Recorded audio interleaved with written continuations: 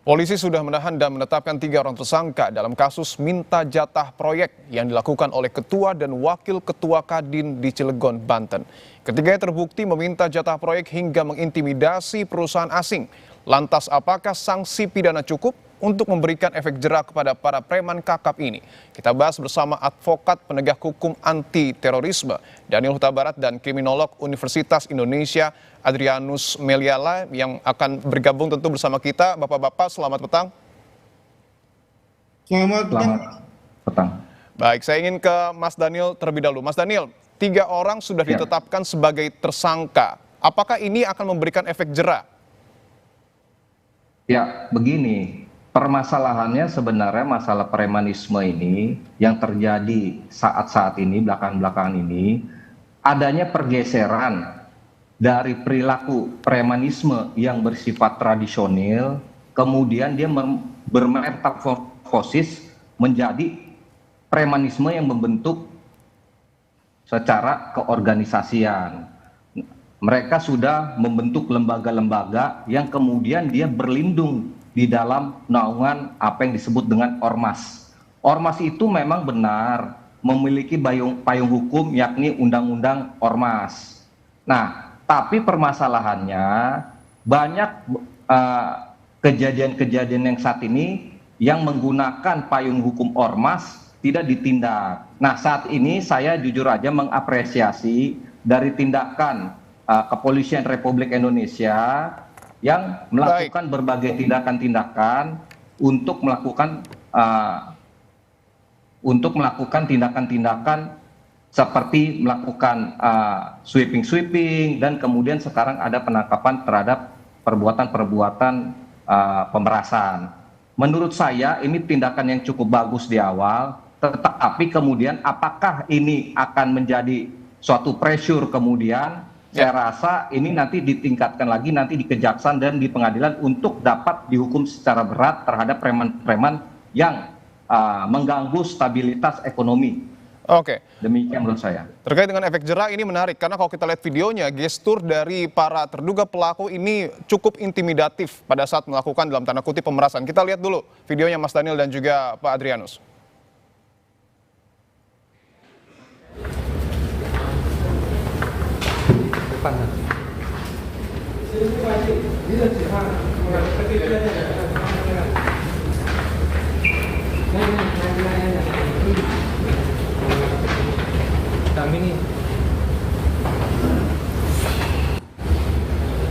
Ketika ditetapkan sebagai tersangka bahkan ini sejumlah oknum nampaknya cukup percaya diri bahkan tidak terlihat malu ataupun jera begitu. Apakah ini membuktikan bahwa ada satu hal yang salah atau mungkin memang memiliki kekuatan yang cukup besar sejumlah organisasi ini di Cilegon, Mas Daniel? Gini, menurut saya kita sebagai masyarakat harus mengawasi bersama proses hukum ini. Yang pertama di kepolisian sampai naik kepada penuntutan yang akan dilakukan oleh kejaksaan sampai nanti putusan di pengadilan. Kita harus jaga ketat, kawal ketat sampai kepada nanti kejaksaan dan sampai pengadilan. Biar nanti jangan seperti seolah-olah proses hukum berjalan kepada mereka tapi masih tersenyum seperti ini. Menurut saya seperti seolah-olah hukum ini dilecehkan. Oleh karena itu mari kita kawal bersama. Oke, apakah kemudian jeratan pasal pemerasan dan pemaksaan dan kekerasan ini sekali lagi apakah cukup memberi efek jera? Tapi saya ingin ke Prof. Adrianus terlebih dahulu. Prof, kalau kita lihat bahwa nampaknya aksi premanisme ini tidak hanya berkedok ormas tetapi juga nampaknya ada oknum dari organisasi pengusaha yang kemudian juga diduga terlibat. Apa yang Anda maknai dari fenomena ini? Jadi sampai minggu lalu saja aparat ya pada umumnya masih sakit gigi semua kan, seakan-akan tidak tahu harus berbuat apa gitu. Nah kelihatannya sudah ada satu sikap yang sikap tegas dari pemerintah, kita sebut saja Bapak Presiden, sehingga kemudian tadi lihatlah apa yang dikatakan oleh Bapak Kapolda Jawa Barat itu, tiada tempat bagi preman, ya kan? Hal mana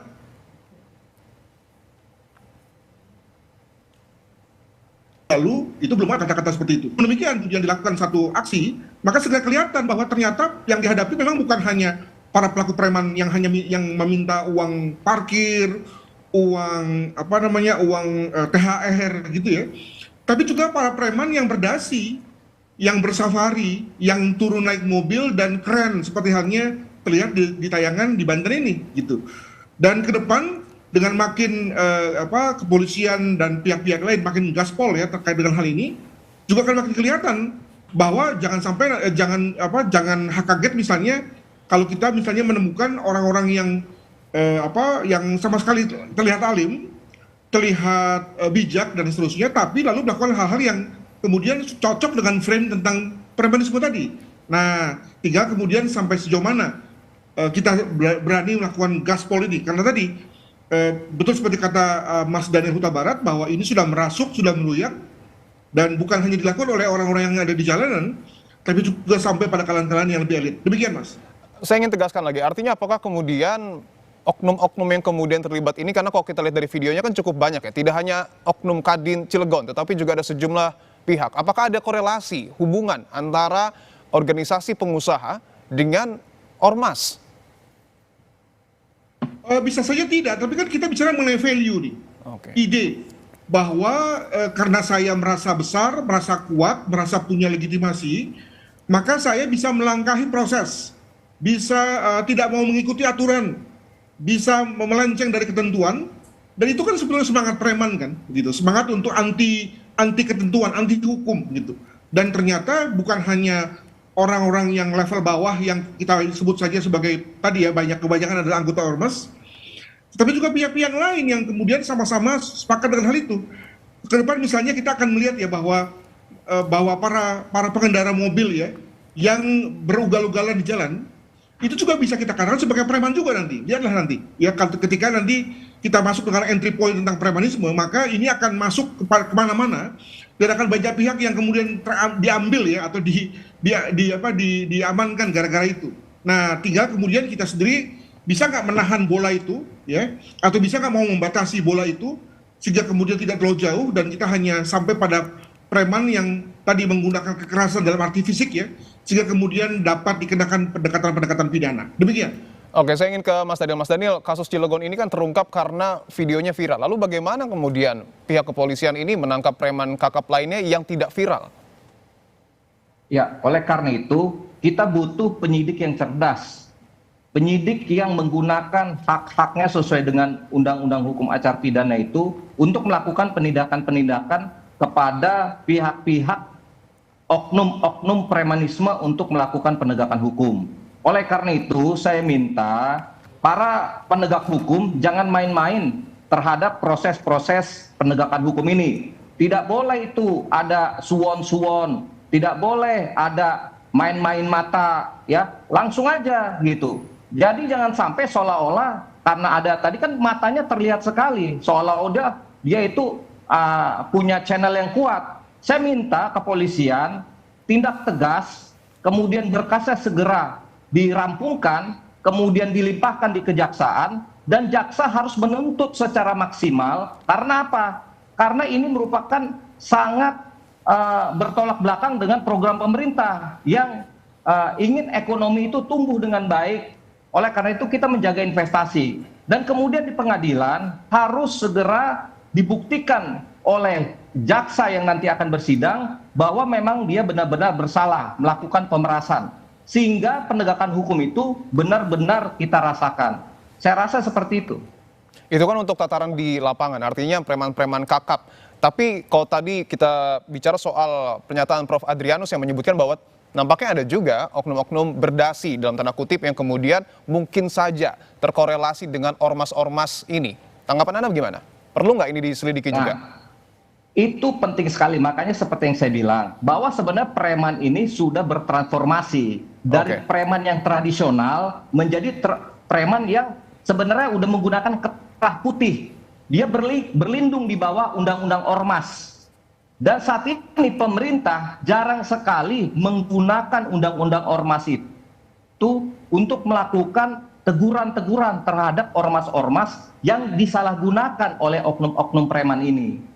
Ya, Undang-Undang Ormas sudah jelas, Undang-Undang Nomor 16 Tahun 2007. ada surat peringatan tertulis, ada penghentian kegiatan, ada pencabutan SKT, dan sampai penarikan badan hukumnya, pencabutan badan hukumnya. Oleh karena itu saya minta seperti Kementerian Hukum yang berhak mencabut status badan hukum, atau Kementerian Dalam Negeri yang dapat mencabut SKT, surat keterangan terdaftar, kes bangpolnya, ya. Saya minta itu segera untuk dilaksanakan. Lakukan pemeriksaan, lakukan penyelidikan terhadap ormas-ormas yang memang sengaja digunakan untuk melakukan tindakan-tindakan kriminal seperti pemerasan-pemerasan. Seperti itu saya. Oke, saya ingin ke Prof. Adrianus. Prof, tadi kan Anda sudah menyebutkan bahwa ada mungkin saja pelaku-pelaku berdasi. Nah, sementara untuk kemudian melakukan penindakan premanisme ini yang menjadi garda terdepan adalah polisi. Anda bisa prediksi apakah polisi ini juga akan secara tegas dan lugas tanpa tekanan apapun memeriksa semua pihak, termasuk juga yang pihak-pihak berdasi ini? Ya, untuk sementara pada awalnya oke lah kita dekati dulu masalah preman dengan pendekatan pidana ya. Ya. Tapi pendekatan pidana itu kan punya dalil juga, punya keterbatasan juga gitu ya. Maka agar semacam genderang yang bertabuh perlu dong diikuti juga dengan langkah-langkah lain, diikuti juga oleh pihak-pihak yang lain. Ya, kalau ini adalah pengusaha, maka bagaimana Kadin? Responnya gimana? Kalau misalnya bicara mengenai ormas, maka bagaimana Kemendagri? Respon dong gitu ya.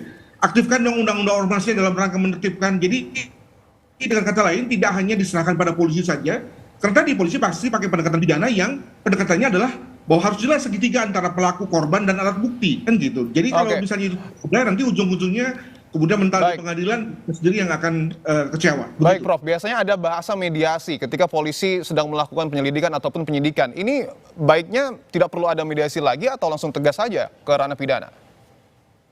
Ya, hukum itu kan bahasanya politik ya. Nah, sekarang politik kita apa sih terhadap preman? Ya, kelihatannya keras nih. Maka kalau misalnya politiknya adalah keras terhadap preman, ya jangan pakai mediasi dong ya, untuk hal ini, karena nanti akan menimbulkan satu ambigu dari segi interpretasi. Demikian. Baik, artinya untuk memberantas premanisme berkedok ormas ini diperlukan ketegasan dari seluruh pihak yang kemudian melakukan penanganan. Terima kasih Advokat Tumpas, Mas Daniel Huta Barat, dan juga ada Kriminolog UI, Prof. Adrianus Meliala atas waktunya.